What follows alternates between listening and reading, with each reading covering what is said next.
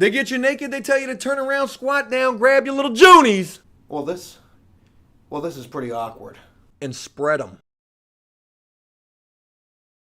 What's going on, everybody? Welcome to After Prison Show, and this is day number 5 of this 20-day prison story marathon. And in this video, I'm going to be telling you a story about the worst ever solitary confinement experience I ever had. But before we get into this story, I do want to say a couple of things real quick. First of all, we've got a lot of other content that we've kind of had to put on the back burner during this marathon of prison stories. And I've really been trying to figure out the best way to go about getting this content out there to all of you. And I think the best solution I've come up with in relation to that is we're just going to have a couple of days of double uploads. So I really do hope all of you will look forward to that. And one last thing I want to say real quick, if we can get this video to 8,000 likes, I'm going to answer every single comment on this video. Now, saying this, I'm fully aware that there could potentially be like 20,000 comments on this video. But if we do get this video to 8,000 likes, I don't care how long it takes me, I'll answer every single comment on this video. And with all of that being mentioned, what do you say we just go ahead and dive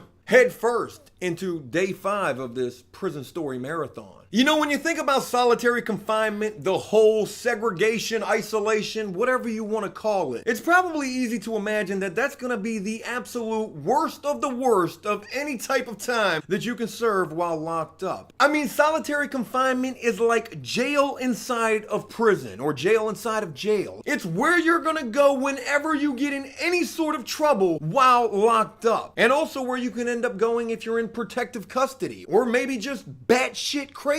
And throughout all of the time that I spent locked up, I definitely spent my fair share of time in solitary confinement. And not once ever for being batshit crazy or in protective custody, but every single time for getting in trouble. And with the many times that I've spent in solitary confinement, I'm going to tell you a story in this video about the very worst experience I ever had being in there. Now, this story takes place back when I was 20 years old and I was serving a year and a half for a probation violation. What I didn't know then that during this year and a half, this would be the very first time that I ever went to prison, but that's pretty irrelevant to this story. Because this worst ever solitary confinement experience actually happened while I was still at the jail. And while at this jail, I ended up being a trustee. Now, there were a few different times during different times that I had served where I actually was a trustee. And every single time that I was a trustee, I always ended up not only getting fired from that position, but also taken to solitary confinement, and usually for some pretty crazy stuff.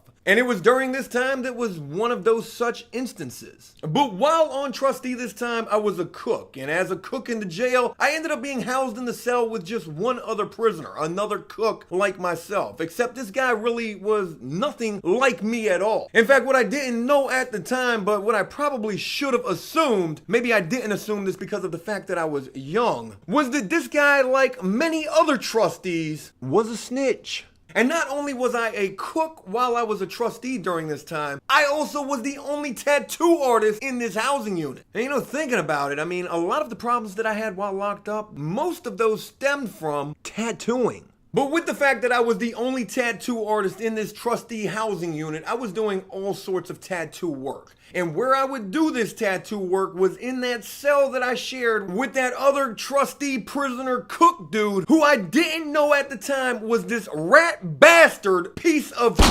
And again, I mean, I gotta emphasize this, I was young during this time, I was 20 years old, maybe I wasn't too perceptive to the things that really were taking place around me and what kind of a person some of these people that I was locked up with really wore. And I'm guessing it probably had something to do with the fact that this other guy that I shared this cell with didn't like that I was tattooing in this cell that he also was housed in. And because of that, he ended up telling the police what I was doing in this cell. And I'll never forget how this one day I was in this cell tattooing with a guy looking out through the window, making sure that the coast was clear, keeping an eye directly on the front of the housing unit where you can see these guards coming and going. And while doing this tattoo, this lookout said to me, "Hey Joe, the front door just opened. The guards are coming in here right now." No sooner than he says this to me, I'm taking the gloves off, I'm taking the tattooing stuff, and I'm throwing it right in the toilet, trying to flush all of this down the toilet. By this point, there is a guard literally standing right outside the door to the cell, looking right at me as I'm flushing this stuff down the toilet, saying to me, "What are you doing? What are you flushing down the toilet?" And you know, during this time, I'm just hoping all of this stuff is actually going to flush. Which, of course, it didn't, being that, you know, I'm doing stick and poke tattoo work inside of this jail. So I've got this long pencil with a staple. This is my tattooing device. Of course, this pencil didn't flush down the toilet. The guard finally gets the cell door open. He's looking right in the toilet. He's got his gloves on. He's grabbing the tattooing stuff right out of the toilet.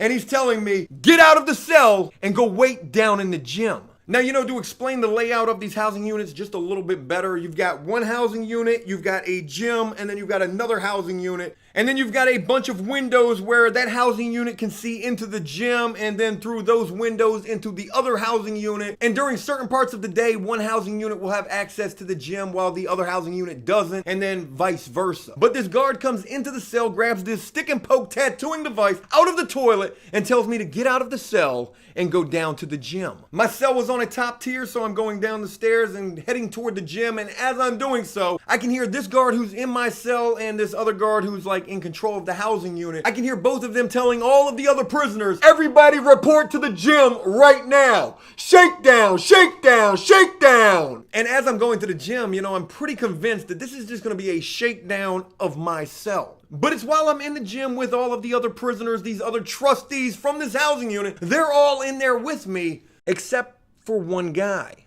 And that would be that other trustee cook prisoner who shared that cell with me, that snitching motherfucker. Who by this point, other prisoners are coming up to me telling me, hey, you know, your cellie probably told on you. I mean, he's not out here with us. And I don't know if you really know or not, but that guy, he's a snitch. And you know, with the fact that I hadn't really picked up on this until everybody's telling me about this, I'm also thinking to myself like, damn, after all of this tattoo work that I've been doing in this housing unit, why am I just now finding out that this guy's a snitch as they're throwing all of my stuff from that top tier over the rail right down to the housing unit floor below? I'm watching through these big bay windows from this gym as all of my stuff is just being tossed all over the damn place. The guard that was searching all of my stuff finally gets done, comes down to the gym, opens up the gym door, and just yells into all of us who were standing in there, Guerrero! Guerrero! And it wasn't Guerrero, pack your shit that he was about to say. Guerrero! Guerrero! Where are you at?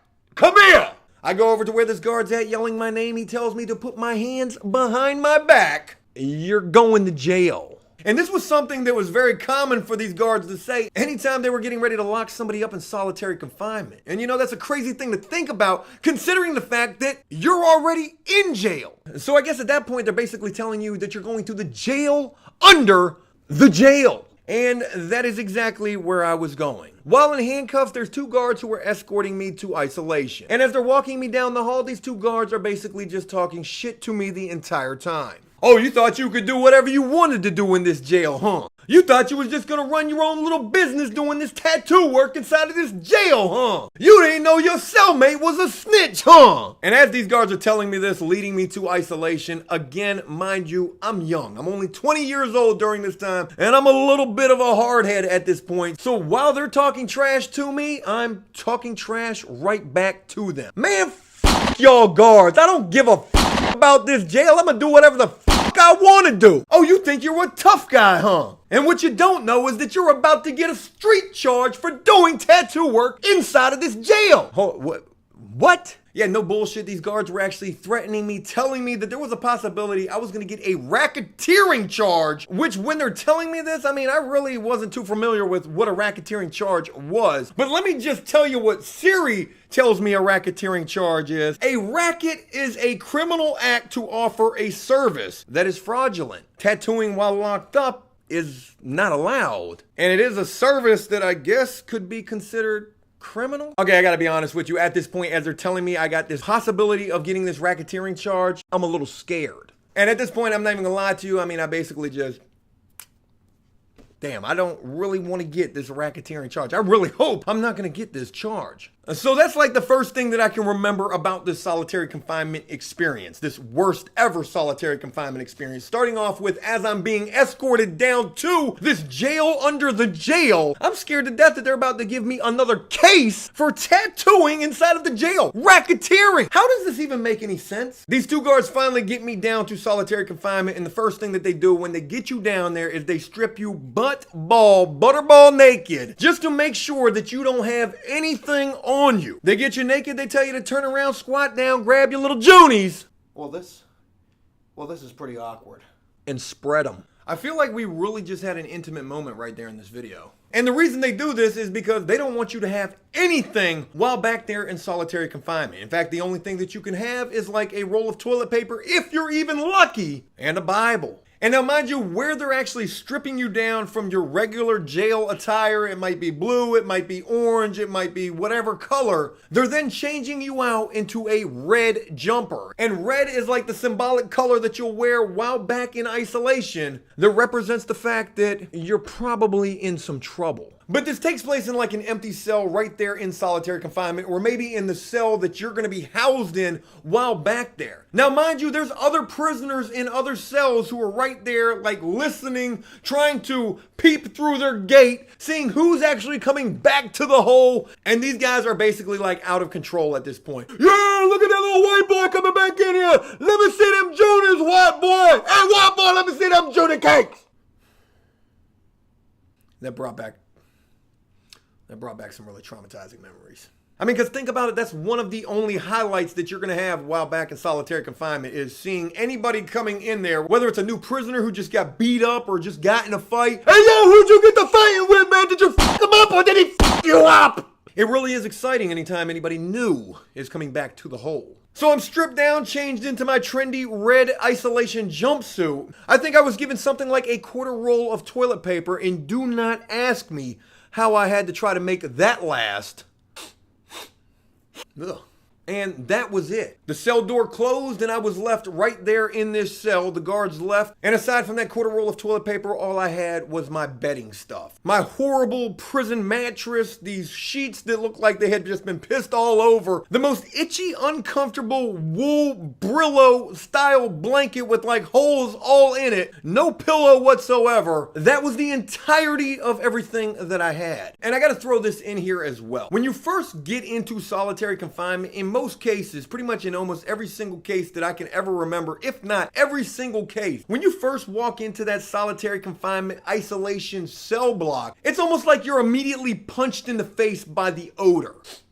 What the I mean, it really smells like there's not even any toilets in there. It smells like an upside down porta john that's been on a construction site for like 15 years. It is a god-awful smell. So as I'm first left in my cell in this solitary confinement, I'm trying to just adjust to everything. I'm trying to adjust to the fact that this is now where I'm going to be housed at, to have to serve time with pretty much nothing whatsoever except for my bedding and this quarter roll of toilet paper. I'm trying to adjust to this smell that's almost like giving me a migraine headache. It is so intense. And then go ahead and sprinkle on top of there just the absolute pandemonium that's taking place in every cell on either side of me. Everybody's in here like, yo, new guy! Hey, who are you? What you doing back here? Who'd you tell on? You a snitch? I was just doing some tattoos and somebody told on me. That's why I'm here.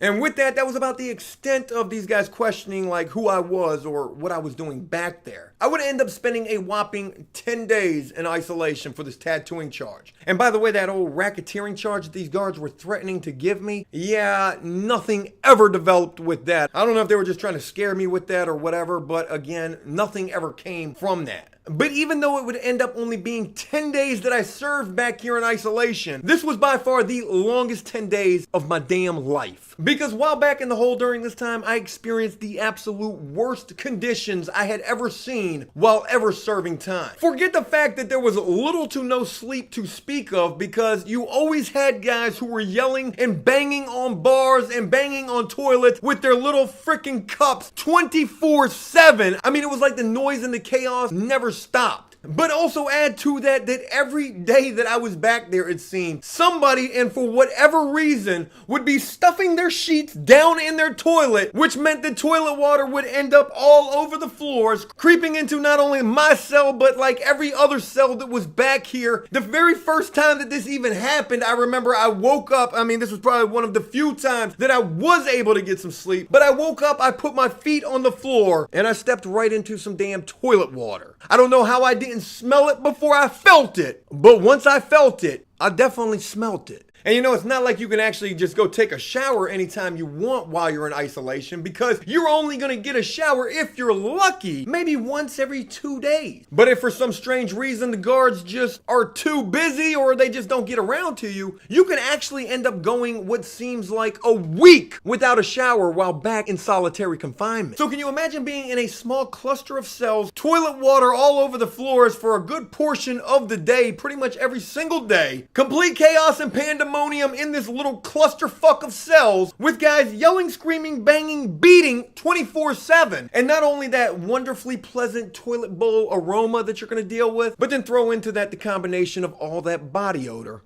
as well. I mean, conditions in solitary confinement can almost seem septic. Literally. And then there's also the guards who work down in solitary confinement as well. And usually it is the worst of the worst guards who work down in that area of the jail or prison. And I'll never forget the very first morning that I woke up to eat breakfast, and how on that morning I ended up learning 2 really valuable lessons, and one of which being pretty fucking disgusting. But I'll never forget that first morning waking up for breakfast to the sound of my breakfast tray actually hitting the ground in my isolation cell. And the reason that that breakfast tray hit the ground and that breakfast going all over the floor was because of the fact that if you weren't already up to grab that tray from that guard, well, in some cases they didn't care. You were either going to grab that tray as they slid it through that chuck hole, or you were going to pick it up off the ground. And that very first morning that I was getting up to breakfast in solitary confinement, I was waking up to my breakfast all over the floor. And with the fact that they're going to feed you horribly while back there, and you're not going to have access to anything, especially not any commissary items, you're going to find yourself pretty much 24/7 starving. So that very first morning that I'm waking up to that breakfast tray all over the floor, and this is pretty damn embarrassing to admit, but I'm actually trying to salvage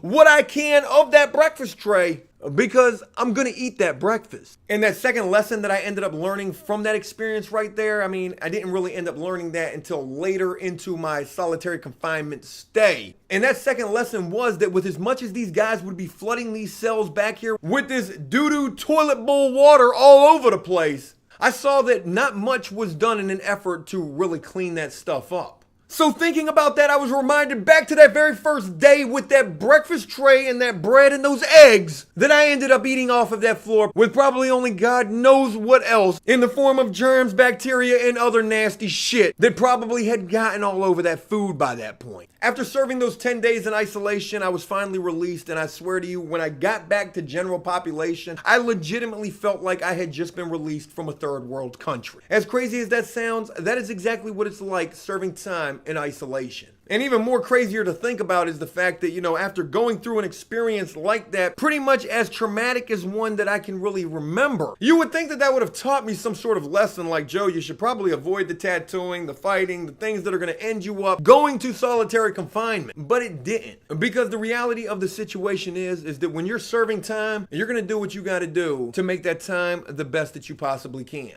no matter what the consequences are. Hey, look, that's it. I hope you enjoyed this video, and if you did so, please leave a like and a comment letting me know exactly what you thought about it. As always, until next time, enjoy life, the free world, never take a moment for granted, and make the most of every day. Peace! Let's give a few shout outs from the comment section of yesterday's video, starting with Christina Simmons, Evil Swordman, Megan Teach Out, Jake Asher Gaming, Angels Guy, and Neo M. Thanks to all of you and to everyone else, and until next time, peace!